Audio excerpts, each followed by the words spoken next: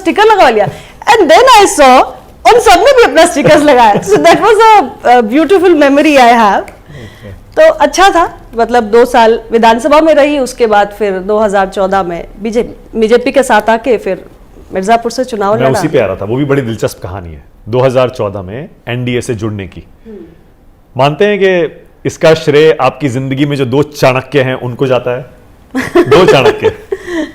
अभी चाणक्य तो पता नहीं, लोग किसी को भी चाणक्य बोल देते हैं. चाणक्य अरे तो कमाल है. एक आपके पति आशीष पटेल, एक गृह उनका मंत्री तो अमित शाह. धर्म बनता है ना.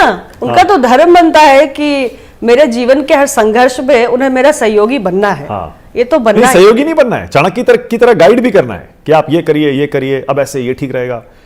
तो वो 2014 का वो मतलब आप ये मानते हैं कि वही मुझे गाइड करते हैं, मैं उनको गाइड नहीं करती हूँ. आप तो करती होंगी. बताइए ना कहाँ गाइड करती है. मैं सुनने को तैयार हूँ. बताइए कहाँ गाइड करती है. मैं पार्टी की अध्यक्ष हूँ, आप कह रहे हैं वही आपको गाइड करते हैं. मैंने तो ये एहसास ही नहीं किया. वो भी पार्टी के एमएलए हैं. हाँ, वो पार्टी के एमएलए है, एमएलसी है, पार्टी के मंत्री है. हाँ. और उनका पार्टी में एक रिस्पॉन्सिबिलिटी है. हाँ. विधानसभा के अंदर पार्टी को उनको संभालना है. आप पार्टी की नेता हैं? बिल्कुल हूँ. वो एक एमएलसी हैं. तो चलती किसकी है? अब किसकी चलेगी? आप बताइए. पार्टी संगठन में अध्यक्ष की चलती है और अध्यक्ष की जो कमेटी होती है उसकी चलती है. अध्यक्ष भी अकेला कुछ नहीं करता है. हाँ. अध्यक्ष की जो कमेटी होती है वो पार्टी चलाती है. संगठन के घर में घर में किसकी चलती है?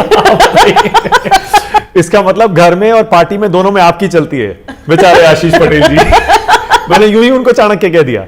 नहीं, हमारी पार्टी नियम कानून संविधान से चलती है. हमारी पार्टी की अपने जो प्रोसीजर्स हैं, जो स्थापित परंपराएं हैं, उससे चलती है. कोई एक व्यक्ति अकेला कुछ नहीं है. ठीक है. अब मुझे बताइए, अमित शाह जी ने आपको एनडीए में लाने का ये कारनामा कैसे किया? 2014 में जब अमित शाह अध्यक्ष थे बीजेपी के, तब वो आए. सोशल इंजीनियरिंग की उन्होंने ऐसा चक्रव्यूह रचा कि सब देखते रह गए. 325 सीटें. देखिए, ये सच है कि उत्तर प्रदेश के अंदर उस समय जो परिणाम आए उसमें उनकी बहुत बड़ी भूमिका है, क्योंकि गुजरात से वो उत्तर प्रदेश आए, उत्तर प्रदेश के प्रभारी बने. तो हमारी भी जो मुलाकात हुई, उत्तर प्रदेश प्रभारी के नाते उनसे मुलाकात हुई. और एक इसमें महत्वपूर्ण बात जो ध्यान देने योग्य है कि माननीय प्रधानमंत्री जी के क्षेत्र में मैं एमएलए थी. yes. वो भी एक बहुत इंपॉर्टेंट फैक्टर था अपना दल और बीजेपी के जुड़ने का. और रोहनिया सेवापुरी में हमारा, बनारस में हमारा रोहनिया सेवापुरी जो ग्रामीण सीटें हैं उस पर हमारी पार्टी का अच्छा प्रभाव था. तो और उधर का जो पूरा इलाका है वो हमारी पार्टी उधर बहुत एक्टिव रही है. फिर अमित शाह जी से हम लोग जुड़े तो बातचीत एक अच्छे माहौल में हुई. और उसके बाद मुझे लगता है कि अच्छे एक मन से जब बातचीत हुई तो फिर हमने भी तय किया कि नहीं, अब 2 सीटों पे हम लोग लड़ेंगे. और मेरे लिए मिर्जापुर तो मतलब ये अमित शाह जी की योजना ज्यादा थी एक्चुअली. मेरी योजना में तो कोई और सीट थी, लेकिन मिर्जापुर को देखिए, मेरे पिताजी फूलपुर से लड़ना चाहते थे. वो लड़ते थे हमेशा. तो मेरी योजना में तो फूलपुर थी.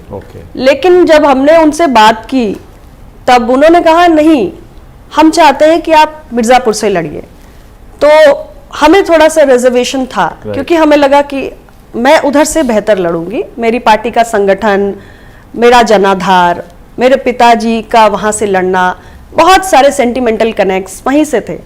लेकिन अब बीजेपी की अपनी. तो कैसे कन्विंस किया उन्होंने आपको? उन्होंने दिखाया होगा, देखिए यहाँ पर ये ऐसे है, ये फैक्टर है. उन्होंने तो मेरी जानकारी के पहले सर्वे करा लिया था. उन्होंने कहा था आप यहाँ से लड़ेंगे तो आप यहाँ से श्योर शॉट जीतेंगे. तो मैंने कहा चलो, एंड आई वाज न्यू, तो मैंने कहा लड़ते हैं ना, देखते हैं. हाँ, और हुआ. देखिए सब अच्छा हुआ. मतलब चुनौती है, लेना चाहिए. अभी तो चुनौती लेने की उम्र है. लड़ते हैं.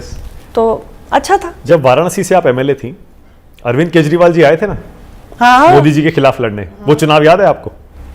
हाँ, आए थे. वहां कुछ होना नहीं था, सबको मालूम था. बट फाइट तो देखे गए.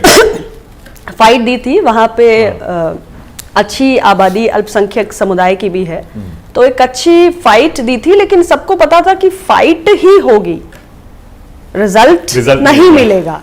तो ये वो भी जानते थे.